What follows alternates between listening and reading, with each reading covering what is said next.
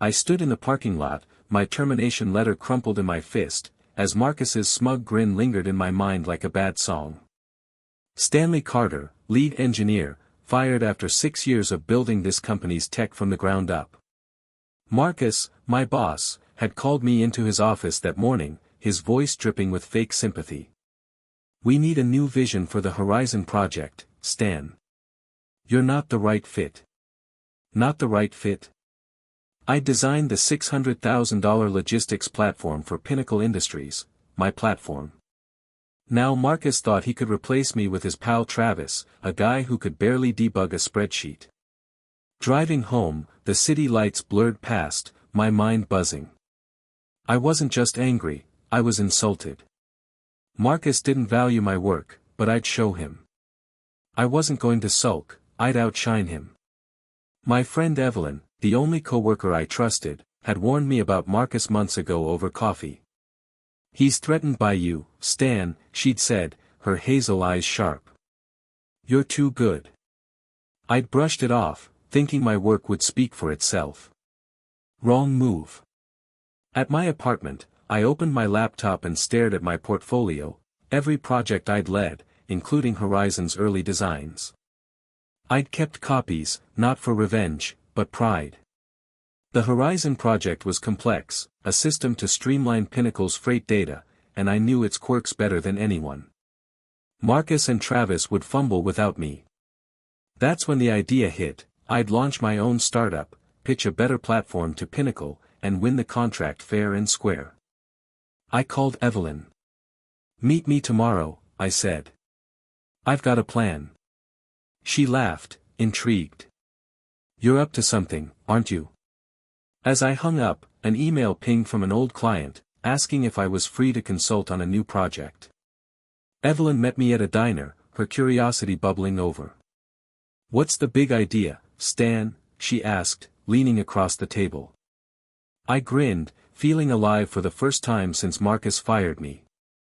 The plan was simple: start a company, build a superior logistics platform, and pitch it to Pinnacle before Marcus's team could deliver.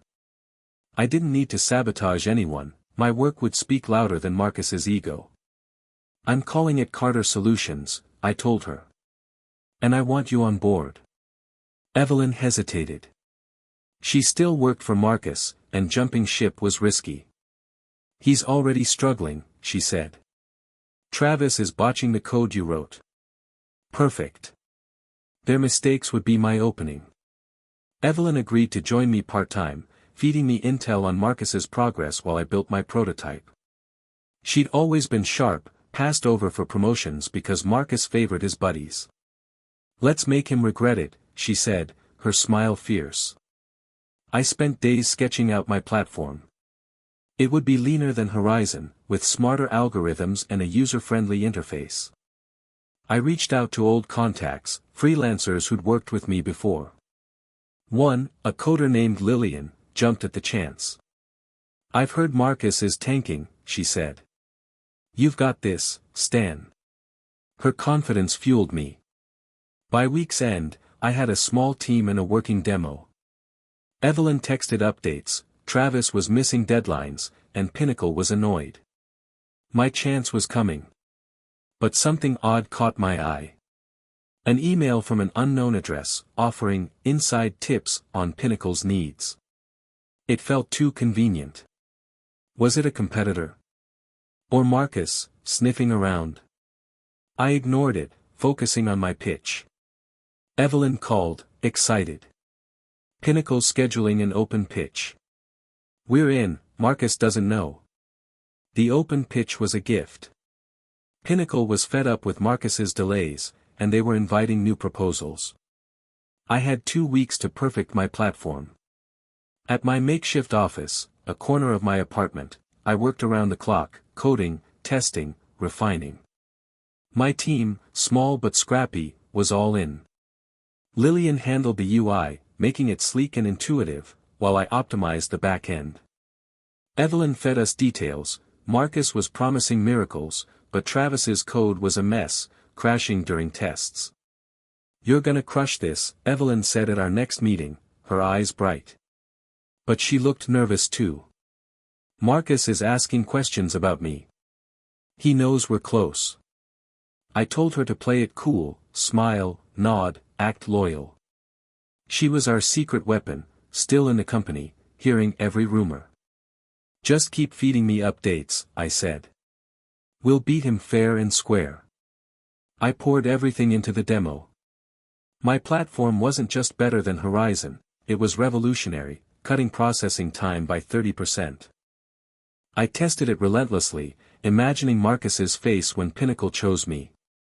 But that strange email nagged at me. I traced its source, an old colleague, Victor, now at Pinnacle. He wasn't offering tips, he was fishing, testing if I'd bite. Did Marcus put him up to it? I kept my response vague, guarding my plans.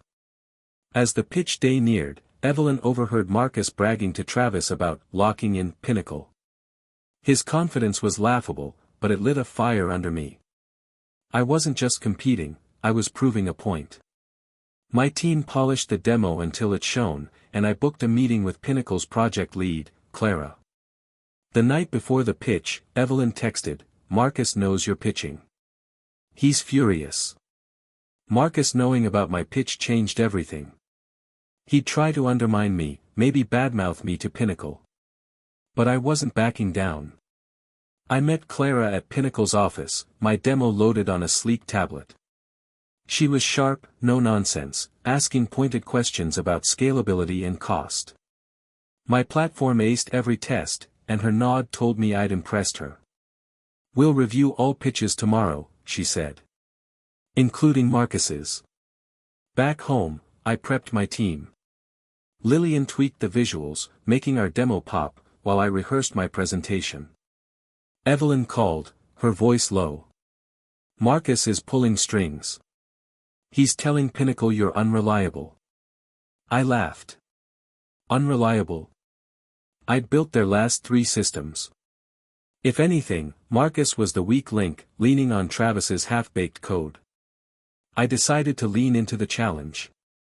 I emailed Clara a case study of my past work, subtly highlighting how my designs had saved Pinnacle money before. No mudslinging, just facts. Evelyn kept me posted. Marcus's team was scrambling, their platform still buggy. Travis was panicking, staying late to fix crashes. I almost felt bad for him. Almost. The night before the pitch, I ran through my slides one last time. My platform was ready, my team was solid, and I was confident. But that strange email from Victor lingered in my mind. Why was he sniffing around? Was he working with Marcus to throw me off? I pushed the thought aside. Tomorrow, I'd let my work do the talking. As I finalized my slides, Clara emailed, "We've added a live demo requirement. Be ready." Pitch day was electric. I stood in Pinnacle's boardroom, my team behind me, facing Clara and her execs. Marcus was there too, his suit crisp but his eyes nervous. Travis fidgeted beside him, clutching a laptop. I went first, walking them through Carter Solutions' platform, clean, fast, intuitive. The live demo ran flawlessly, data flowing like clockwork. Clara's team murmured, impressed. I caught Marcus's scowl and hid a smile. Then came Marcus's turn. His pitch was all flash, big promises, no substance. When Travis launched their demo, the system lagged, then froze. The room went silent. Marcus stammered, blaming technical issues. Clara's face was stone. "We expected better," she said. I felt a rush, not joy, but justice. My work had spoken. After, Evelyn pulled me aside. "You nailed it, Stan. They're eating out of your hand." But she looked worried. "Marcus is blaming Travis, saying he botched your code." Typical. Marcus never owned his failures. I told Evelyn to stay out of it, her job was safe, and we were winning. Back at my apartment, I toasted my team with cheap wine. Lillian raised a glass. To beating the suits. We laughed, but I couldn't shake Victor's odd email. What was his angle? Clara called the next day. Your platform's the front runner, she said. We'll finalize soon. I was flying. Marcus's reign was crumbling, and I'd done it clean, no tricks, just talent. Then Victor emailed again, meet me tonight. I have information you need. I met Victor at a quiet cafe, wary but curious. He was Pinnacle's project manager, a straight shooter I'd worked with years ago. I'm not here to mess with you, Stan, he said, sipping his coffee. Marcus tried to smear you, but I shut him down. Your platform's the real deal. I blinked, surprised.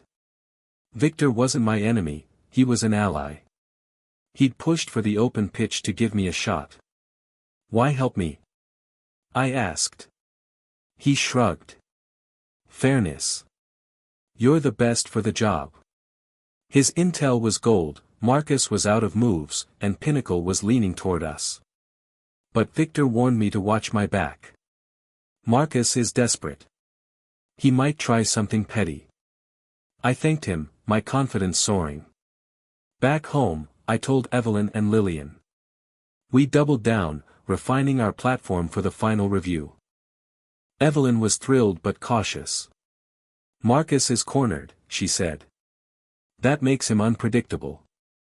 Sure enough, Marcus emailed Pinnacle's team, spinning a story about my unstable work history. Clara forwarded it to me, unimpressed. This changes nothing, she wrote. I grinned.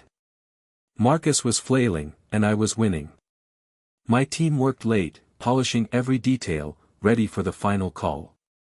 The morning of Pinnacle's decision, Evelyn called, frantic. Marcus is pitching a last-minute fix. He's claiming it's better than yours. Pinnacle's final meeting was packed, Clara, Victor, and their execs, plus Marcus and Travis, looking defeated. I presented first, my platform shining in a live demo that left them nodding. Marcus went last, his fix a rushed patch that barely ran. Clara cut him off mid-pitch. We've seen enough, she said.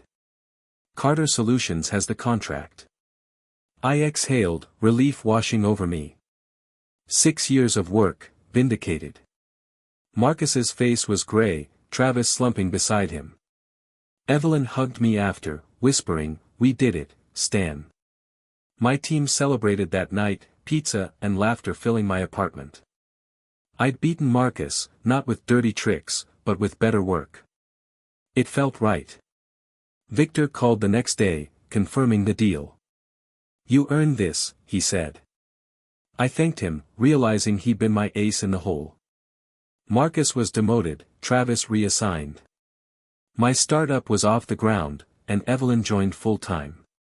As for the strange emails, Victor admitted he'd sent them to test my focus.